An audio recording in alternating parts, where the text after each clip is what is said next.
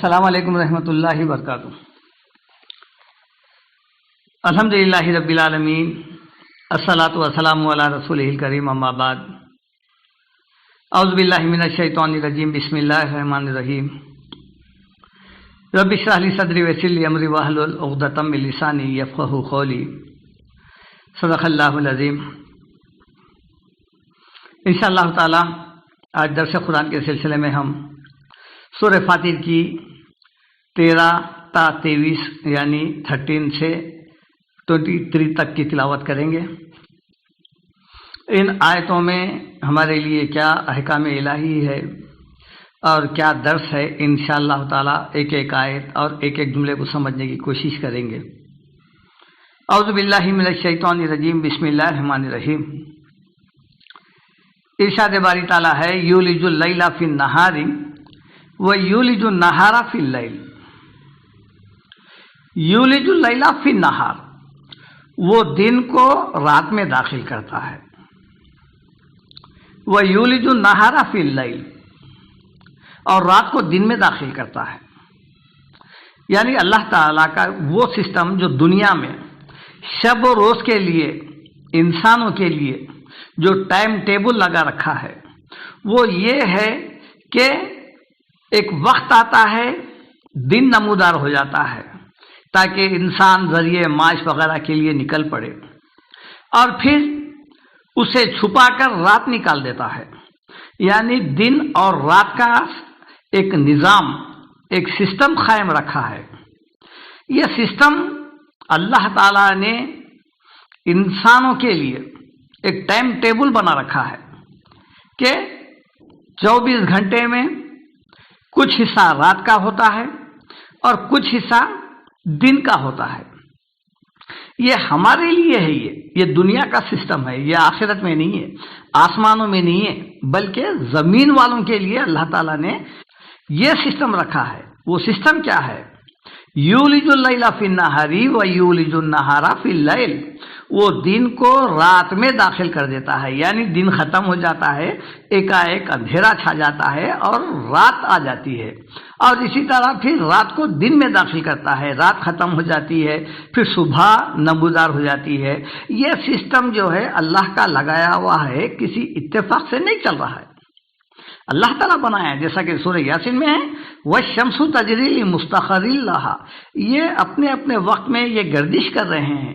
یہ چاند، سورج، سیارے وغیرہ، یہ تمام کے تمام اللہ کے حکم کے پابند ہے اور اسی کے حکم سے یہ چل رہے ہیں۔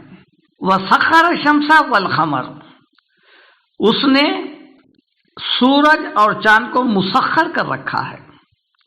یعنی چاند اور سورج جو ڈیوٹی انجام دے رہے ہیں دن رات کی، وہ اللہ تعالیٰ کے حکم کے پابند ہے۔ وہ جو بندوں کے لیے یہ ڈیوٹی کر رہے ہیں، یہ نظام قائم کرا ہے اللہ تعالیٰ، نظام شمسی، نظام قمری جو قائم ہوا ہے، یہ اللہ کے حکم سے ہے۔ اللہ تعالیٰ ان کو مسخر کر دیا ہے، منٹوں کا فرق نہیں آتا، صبح میں شام میں جو وقت ہوتا ہے اسی وقت سورج غروب ہوتا ہے، اور اسی وقت جو ہے نا صبح نمودار ہوتی ہے۔ یہ سسٹم اللہ کا لگا ہوا ہے۔ ذالکم اللہ ربکم لہ الملک، وہی اللہ تمہارا رب ہے۔ کون سا اللہ؟ جو دن کو رات میں داخل کرتا ہے اور رات کو دن میں داخل کرتا ہے، جو چاند اور سورج کو تمہاری ڈیوٹی کے لیے لگا رکھا ہے۔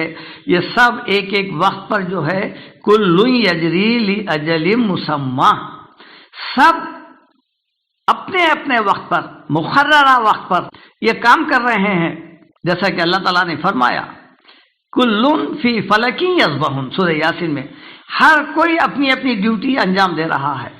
یہ تمام کو کام پر لگانے والا ذالکم اللہ ربکم لہ الملک، وہی اللہ تمہارا رب ہے جو ان تمام چیزوں کو انجام دینے والا ہے۔ لہ الملک، اسی کی بادشاہت ہے۔ یعنی بادشاہت کا مطلب یہ ہے، یہ اسی کے حکم سے نظام کائنات چل رہا ہے۔ یہ اتفاق سے نہیں ہو رہا ہے، بلکہ اس کو سسٹمیٹک چلایا جا رہا ہے، اور وہ اللہ کے حکم سے چل رہا ہے۔ منٹوں سیکنڈوں میں تاخیر نہیں ہوگی اس میں، اتنا جو ہے وقت کے پابند ہے، چاند سورج صبح شام اس کو چلانے والا وہ اللہ ہے جس کے ہاتھ میں حکومت ہے۔ والذین تدعون من دونہ ما یملکون من قطمیر۔ اب یہاں اللہ تعالیٰ فرماتے ہیں کہ اس اللہ کو چھوڑ کر، ایسے عظیم الشان اللہ کو چھوڑ کر جس کے ہاتھ میں بادشاہت ہے، اس کو چھوڑ کر جو لوگ دوسروں کو پکارتے ہیں، والذین تدعون من دونہ، اس کو چھوڑ کر جن کو تم پکار رہے ہیں، ما یملکون من قطمیر، وہ ایک خطمیر جتنا بھی اختیار نہیں رکھتے۔ خطمیر کیا ہے؟ کھجور کی جھلی جو گٹلی کے اوپر ہوتی ہے اسے خطمیر کہتے ہیں۔ چونکہ عرب کی غذا تھی، دن رات کھجور کھاتے تھے، اس پر ان کی نظر تھی، وہ جانتے تھے گٹلی کے اوپر ایک جھلی ہوتی ہے، لہذا اللہ تعالیٰ اسی کی مثال دیتے ہوئے بتایا کہ یہ لوگ جو جا کے معبودان باطل کے پاس، غیر اللہ کے پاس، فوت شدہ افراد کے پاس جو جا کر پکارتے ہیں، ان کا حال یہ ہے کہ وہ جھلی کے برابر بھی، خطمیر کے برابر بھی کوئی اختیار نہیں رکھتے۔ آیت نمبر 14، ان تدعوہم، اگر تم ان کو پکارو، یہ فرضی معبودوں کو جو تم نے گھڑ لیے ہیں، بنا لیے ہیں اللہ کو چھوڑ کر، اگر تم ان کو پکارو، لا یسمعوا دعاءکم، تو وہ تمہاری دعاؤں کو نہیں سن سکتے، یعنی وہ اس قابل نہیں ہے، ان کے کان نہیں ہیں، اور پھر وہ بے جان ہے، بے حقیقت ہے، فوت شدہ افراد ہے، وہ لوگ تمہاری بات کو نہیں سن سکتے۔ لا یسمعوا دعاءکم ولو سمعوا، بالفرض اگر وہ جیسا کہ تمہارا دعویٰ ہے سنتے ہیں، سن بھی لے، مستجابوا لکم، تو وہ تمہاری فریاد کے جواب میں تمہاری کوئی مدد نہیں کر سکتے۔ یہ اگر ولو سمعوا، اگر بالفرض، یہ بالفرض تمہاری حجت کو ختم کرنے کے لیے کہا جا رہا ہے، یہاں سننا مراد نہیں ہے۔ جیسا تمہارا گمان ہے کہ یہ لوگ سنتے ہیں، مدد کرتے ہیں، دلوں کا حال جانتے ہیں، تو اللہ تعالیٰ فرماتے ہیں ولو سمعوا، اگر جیسا کہ تمہارا گمان ہے یہ سنتے ہیں، مستجابوا لکم، تمہاری کسی قسم کی بھی کوئی مدد نہیں کر سکتے، نہ جواب دے سکتے۔ وَيَوْمَ الْقِيَامَةِ يَكْفُرُونَ بِشِرْكِكُمْ، اور پھر قیامت کے دن وَيَوْمَ الْقِيَامَةِ يَكْفُرُونَ، صاف انکار کر دیں گے بِشِرْكِكُمْ، تمہارے شرک کا۔ جب یہ لوگوں کو اللہ تعالیٰ قیامت کے دن اٹھائے گا، جن کے پاس جا کر لوگ نظر نیاز وغیرہ جو کرے تھے ہیں، جن کو پکارے تھے، جنہیں حاجت روا مشکل کشا سمجھ کر آہوازاری کرے تھے، تو وہ لوگ کل قیامت میں ان لوگوں کا صاف انکار کر دیں گے۔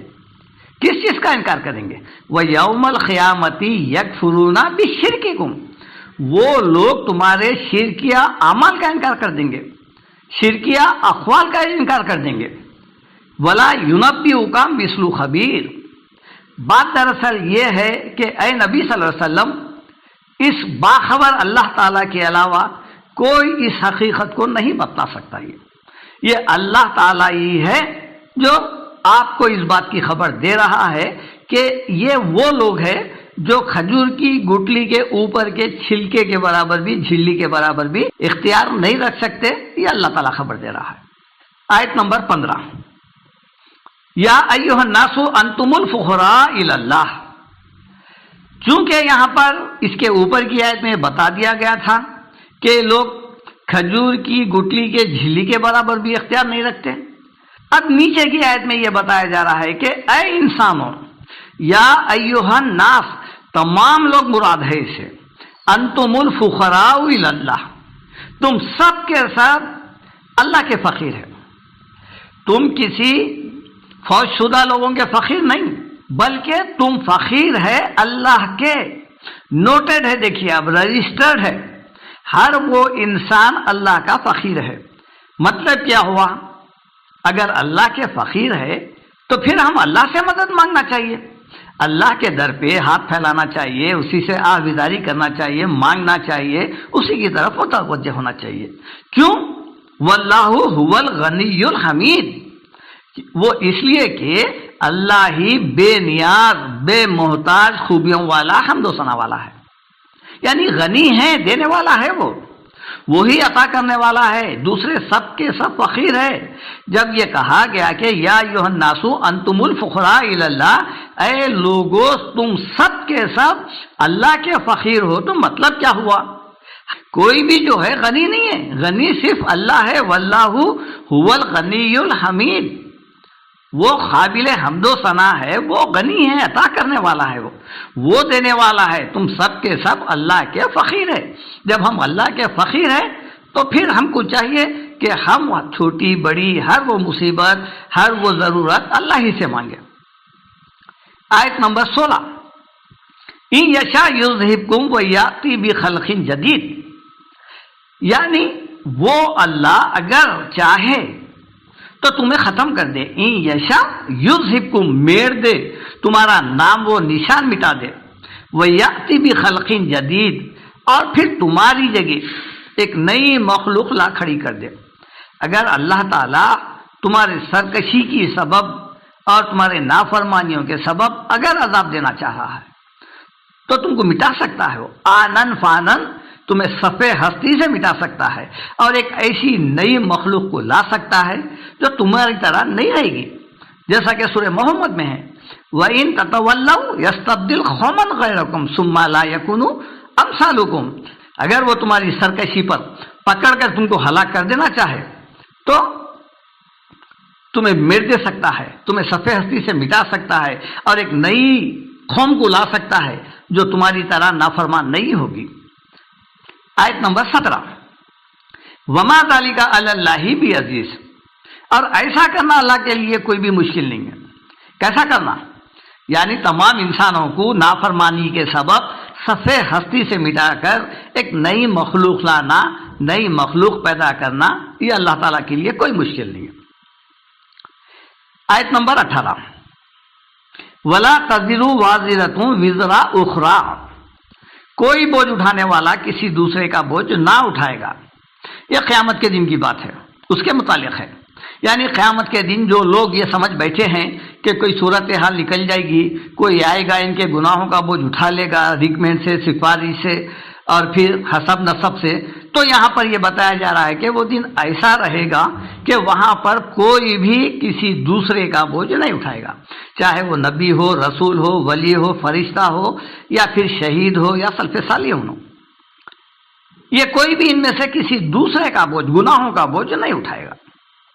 بعد والی آیت میں یہی بتایا جا رہا ہے وَإِن تَدْعُ مُثْقَلَةٌ إِلَىٰ حِمْلِهَا لَا يُحْمَلْ مِنْهُ شَيْءٌ، اور اگر کوئی بوجھ میں لدا ہوا، بوجھ سے مراد گناہوں کا بوجھ، اپنا بوجھ اٹھانے کے لیے کسی کو پکارے گا تو کوئی بھی اس کے بوجھ کا کوئی حصہ، کوئی گناہ کا چھوٹا سا چھوٹا گناہ بھی اپنے ذمہ نہیں لے گا۔ وَلَوْ كَانَ ذَا قُرْبَىٰ، اگرچہ کہ وہ اس کا رشتہ دار ہی کیوں نہ ہو، خرابت دار ہی کیوں نہ ہو، باپ ہو، بیٹا ہو، رشتہ دار ہو، بہرحال خونی رشتہ ہو یا پھر خرابت دار ہو، کوئی بھی ایسے لوگوں کا قیامت کے دن جو برے لوگ ہیں ان کے برائی میں کا کوئی حصہ، کوئی گناہ کا بوجھ اپنے ذمہ نہیں لے گا۔ انما تنذر الذین یخشون ربهم بالغیب، اے نبی صلی اللہ علیہ وسلم، آپ تو انہی لوگوں کو ڈرا سکتے ہیں، خبردار کر سکتے ہیں جو بے دیکھے بن دیکھے اپنے رب سے ڈرتے ہیں۔ انما تنذر الذین یخشون ربهم بالغیب واقاموا الصلاۃ، اور نماز کی پابندی کرتے ہیں، نماز قائم کرتے ہیں۔ یعنی اللہ کے رسول کے جو تعلیمات ہے وہ قرآن میں محفوظ ہے، جس سے ڈرایا گیا ہے۔ مطلب یہ ہوا کہ قرآن کے احکامات سے وہی شخص ڈر سکتا ہے جو بن دیکھے اللہ سے ڈرتا ہے اور نماز قائم کرتا ہے، جیسا کہ سورہ یاسین میں ہے انما تنذر من اتبع الذکر وخشی الرحمن بالغیب۔ آپ اسی کو ڈرا سکتے ہیں جو قرآن کا اتباع کرتا ہے، من اتبع ذکر، اس قرآن کی اتباع کرتا ہے، وخشی الرحمن بالغیب، اور رحمان سے بن دیکھے ڈرتا ہے۔ یعنی وہ شخص سدھر جائے گا ان تعلیمات سے جو قرآن کے آیتوں سے نصیحت حاصل کرتا ہے، اور جس کے اوپر یہ قرآن کی آیتیں اثر پذیر نہیں ہوتے، اس کے اوپر آپ کا ڈرانا یا نہیں ڈرانا یا قرآن کے تعلیمات پیش کرنا یا نہ کرنا کوئی فائدہ مند نہیں ہے۔ ومن تزکا فانما یتزکا لنفسہ۔ اب یہاں پر بتایا جا رہا ہے کہ جو کوئی بھی پاکیزگی اختیار کرتا ہے، نیک بنتا ہے، وہ اپنے فائدے کے لیے ہی کرتا ہے۔ کسی انسان کے نیک بننے سے کسی دوسرے کو فائدہ نہیں پہنچے گا، بلکہ وہ خود اپنے آپ کو اللہ تعالیٰ کے جہنم کے عذاب سے بچا رہا ہے، اور اللہ کے عذاب سے بچنے کے لیے وہ نیک بن رہا ہے۔ وَإِلَى اللَّهِ الْمَصِيرُ، اور تمام ہی لوگوں کو قیامت کے بعد، مرنے کے بعد ایک وقت آئے گا کہ سب اللہ کی طرف ہی رجوع ہونے والے ہیں، سب کا حساب لینے والا اللہ ہی ہے۔ آیت نمبر 19، وَمَا يَسْتَوِي الْأَعْمَى وَالْبَصِيرُ، اندھا اور آنکھ والا یعنی بینا، دیکھنے والا، دونوں یکساں نہیں ہیں، دونوں برابر نہیں ہیں، دونوں کا مقام ایک جیسا نہیں ہے۔ یہاں اللہ تعالیٰ ایک تمثیل کے ذریعے سے ایک حقیقت کو سمجھا رہے ہیں۔ وہ حقیقت کیا ہے انشاءاللہ بعد والی آیتوں میں آئیں گی، لیکن پہلے ان تمثیل کو اچھی طرح سمجھ لیجئے۔ تمثیل کیا دی جا رہی ہے؟ وما یستوی الاعمی والبصیر، اندھا اور بینا یعنی آنکھ والا دونوں برابر نہیں ہیں۔ یہ ایک حقیقت ہے، دنیا کا آج تک کوئی انسان یہ دعویٰ نہیں کر سکا کہ جو اندھا ہوتا ہے وہ بھی آنکھ والے کے برابر ہے، اور آنکھ والا جو ہے وہ بھی اندھے کے برابر ہے۔ آج تک نہیں، دو متضاد باتیں ہیں، اندھا الگ ہے اور اس کا جو اپوزٹ ہے، ضد ہے، وہ آنکھ والا ہے۔ یہ دو اللہ تعالیٰ دونوں کی تمثیل کے ذریعے سے بتا رہے ہیں۔ کیا تمہاری نظر میں اندھا اور آنکھ والا دونوں برابر ہو سکتے ہیں؟ ولا الظلمات ولا النور، اور نہ اندھیریاں، ظلمات اندھیریاں، ولا النور اور اجالا، یہ بھی آپس میں ایک دوسرے کی ضد ہے۔ یعنی اندھیرے کی جو ضد ہے وہ اجالا ہے، اور اجالے کی جو ضد ہے وہ اندھیرا ہے۔ جب اجالا آئے گا تو اندھیرا خود بخود چل جائے گا۔ ایک بلب اسٹارٹ کرنے سے سارے کمرے کا اندھیرا چل جاتا ہے۔ اسی طرح اللہ تعالیٰ بتا رہے ہیں، اندھیرا ایک الگ چیز ہے، اجالا ایک الگ چیز ہے، دونوں برابر کسی انسان کے پاس بھی برابر نہیں ہو سکتے۔ ولا الظل ولا الحرور، اور نہ چھاؤں اور نہ دھوپ۔ یہ تیسری مثال ہے۔ پہلی مثال تھی اندھا اور آنکھ والا، دوسری مثال تھی اندھیریاں اور اجالا، تیسری مثال ہے چھاؤں اور دھوپ۔ کیا یہ دونوں بھی برابر ہے؟ یہ بھی دونوں ایک دوسرے کی ضد ہے۔ ان تینوں کی تمثیل دینے کے بعد اللہ تعالیٰ نے اس حقیقت سے پردہ اٹھایا ہے کہ وما یستوی الاحیاء ولا الاموات، اور نہ زندے اور مردے برابر ہیں۔ جیسا تین تمثیلیں برابر نہیں تھے اور تینوں باتیں ایک دوسرے کے خلاف تھے، اسی طرح زندے اور مردے بھی برابر نہیں ہیں۔ یہ زندے اور مردے برابر نہیں ہیں، یہ بات سمجھانے کے لیے، ذہن میں بٹھانے کے لیے اللہ تعالیٰ نے تین تمثیلات کے بعد اس چیز کا ذکر کیا کہ جس طرح وہ تینوں بھی برابر نہیں ہیں، اسی طرح زندے اور مردے بھی برابر نہیں ہیں۔ اب اس کے بعد ان اللہ یسمیع من یشاء، چونکہ اوپر بیان کر دیا گیا تھا کہ مردے زندے دونوں برابر نہیں ہیں، مطلب یہ ہے کہ زندہ سن سکتا ہے، مردے میں سننے کی صلاحیت نہیں ہے۔ اب اس کے بعد بتایا جا رہا ہے کہ ان اللہ یسمیع من یشاء، بے شک اللہ جس کو چاہتا ہے سنوا دیتا ہے۔ یعنی اللہ تعالیٰ ساری کائنات کا مالک ہے، حاکم ہے، اسی کی حکومت ہے، اس کے لیے زندہ اور مردے کی کوئی تفریق نہیں ہے۔ وہ جسے آواز دے بس وہ اطاعت کرنے لگ جاتا ہے، چاہے وہ جاندار ہو یا بے جان۔ ان اللہ یسمیع من یشاء، بے شک اللہ جس کو چاہتا ہے حکم دیتا ہے وہ سن لیتا ہے۔ وما انت بمسمع من فی القبور، اے نبی صلی اللہ علیہ وسلم آپ ان کو نہیں سنا سکتے جو خبروں میں مدفون ہیں۔ وما انت بمسمع من فی القبور، آپ ان کو نہیں سنا سکتے جو خبروں کے اندر مدفون ہے، ہزاروں سال سے ہے، سینکڑوں سال سے ہے، آپ انہیں نہیں سنا سکتے۔ اگر سنانا ہے تو اللہ سنا سکتا ہے، لیکن کوئی دوسرا انسان انہیں نہیں سنا سکتا ہے۔ مطلب یہ ہے بتانے کا کہ ہم ہر چیز کو سنا سکتے ہیں، ہمارے لیے زندہ اور مردے کی کوئی تفریق نہیں ہے۔ پھر آپ کا منصب کیا ہے؟ ان انت الا نذیر، آپ تو بس خبردار کرنے والے ہیں، یعنی آپ ڈرانے والے ہیں، انجام بد سے ڈرانے والے ہیں، روز آخرت سے ڈرانے والے ہیں، مرنے کے بعد کی جو زندگی ہے، اس کے عذابوں سے ڈرانے والے ہیں. آپ کو ہم نے بشیر و نذیر بنا کر بھیجا ہے. آپ خوشخبری سنانے والے، نیک اعمال کے صلے میں اور برے اعمال کے صلے میں عذاب سے ڈرانے والے ہیں. یہ آپ کا منصب رسالت ہے. یہ سورہ فاطر کی آیتیں 13 تا 23 ہے، جسے ہم نے حد المقدور بتوفیق الہی، بتوفیق کرم اللہ تعالیٰ کے سمجھنے کی کوشش کی ہے. اگر اس میں کوئی بھول چوک ہو جائے تو ہم اللہ تعالیٰ سے دعا کرتے ہیں کہ اللہ تعالیٰ ہمیں معاف کرے. وآخر دعوانا ان الحمد للہ رب العالمین.